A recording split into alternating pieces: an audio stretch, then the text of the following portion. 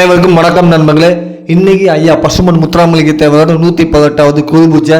தளபதி விஜய் பார்த்தீங்கன்னா பனையூர் ஆபீஸில் அவருடைய போட்டோக்கு மாலை அணிவித்து மரியாதை செலுத்திக்காரு.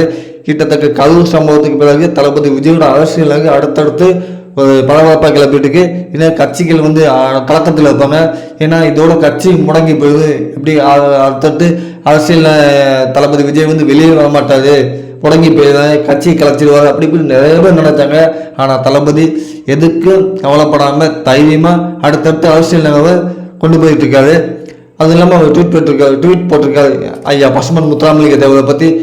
அவர் பார்த்தீங்கன்னா விடுதலை போராட்டத்துக்காக சிறை சென்றார். ஏழை எளிய மக்களுக்காக தன்னுடைய வாழ்க்கையை முழு நிலை அர்ப்பணித்திருக்காரு. சமூக ஒற்றுமை மத நிலைக்கு எதிர்க்கலாம் பாடுபட்டிருக்காரு அப்படிங்கிற மாதிரி ட்வீட் போட்டிருக்காரு. தளபதி விஜயோட அடுத்தடுத்து அரசியல் நகர்வு எதிர்கட்சிகளுக்கு ஆளுங்கட்சிகளுக்கு ஒரு பயத்தை கொடுத்துருக்கும். என்னடா முடங்கி போயிருப்பான், இனிமேல் வெளியே வர மாட்டேன், அடுத்தடுத்து அரசியல் பண்ண மாட்டாங்கன்னு நினைச்சாங்க. அப்படி காத்தவங்களுக்கு பெரிய ட்விஸ்டாக கொடுத்தா தளபதி விஜய். இனிமேல் தான் சம்பவம் இருக்கு, வெயிட் பண்ணி பார்ப்போம். தளபதி விஜய் என்னதான் முடிவு எடுக்க போறாரு, கூட்டணி யாரோட வைக்க போறாரு, இடமதில் தெரியும். நன்றி.